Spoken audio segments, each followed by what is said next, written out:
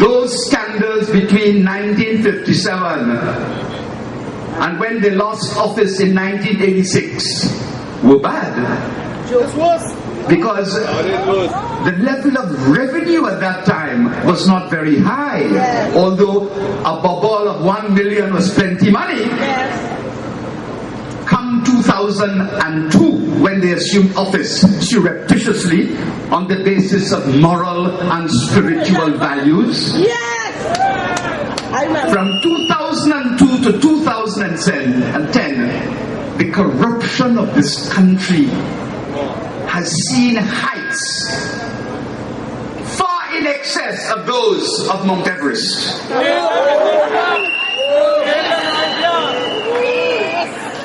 In fact, Rowley stated in the parliament that the corruption at Udicott was 10 times worse than the Piaco airport problem, and it was done more brazenly.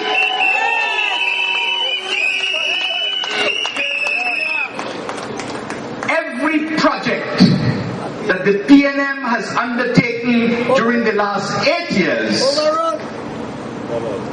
had cost overruns of hundreds of millions of dollars.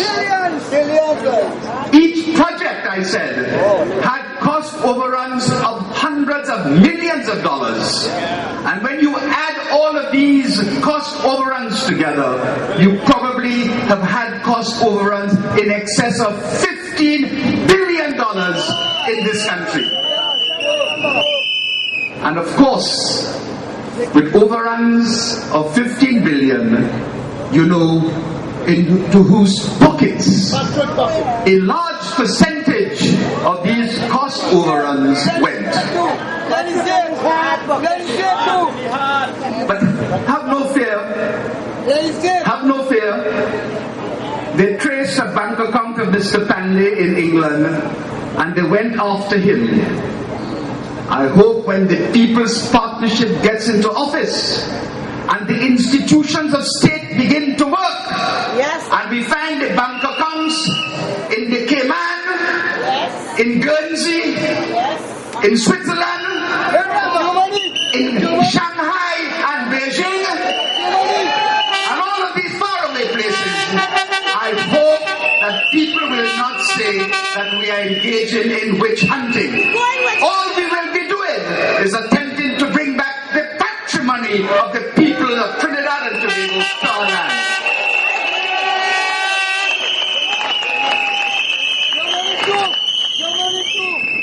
But you know what our chairman said, Dr. Carson Charles, said to you, you all don't want one smelter? You all don't want two? We'll give you three. The contempt.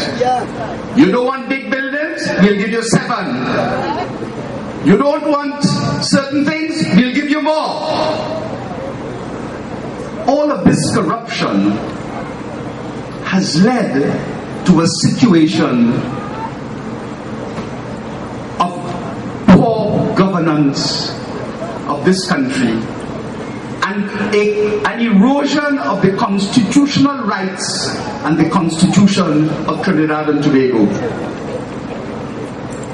You probably are aware how many cases private citizens had to take using their own legal fees to persecute, or to prosecute I should say, their rights in the courts in order to get redress from arbitrary decisions of the Prime Minister. And I can tell you a whole slew of them. You must remember that the outstanding lawyer Anand Ramlogan has fought for so many citizens in this country in order to have their rights redressed.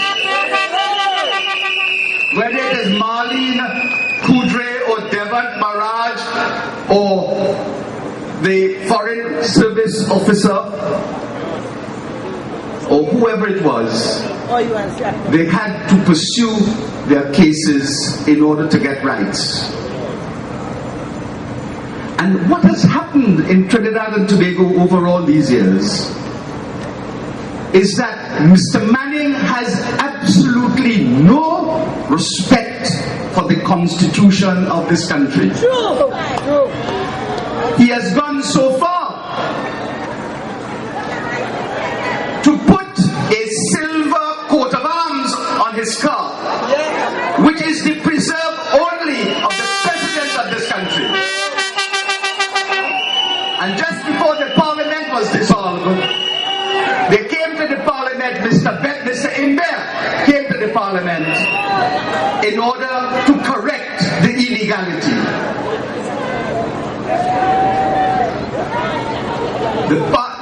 The Prime Minister has disrespected the Parliament over and over because he has a 3/5 majority, and therefore he was able to pass laws that are contrary to the spirit of the Constitution and against the wishes of the people of Trinidad and Tobago. So therefore, what is required in order to arrest the situation is to return this country to good governance and also to have serious constitutional reform. And if you read our manifesto, you would see that we intend to set up a constitutional commission. And we will engage in widespread consultation with all of the stakeholders, all of the interest groups, the NGOs, the CBOs, and all of the citizens of Trinidad and Tobago to fashion and frame a constitutional arrangement where the people will indeed be supreme and power will return to the people.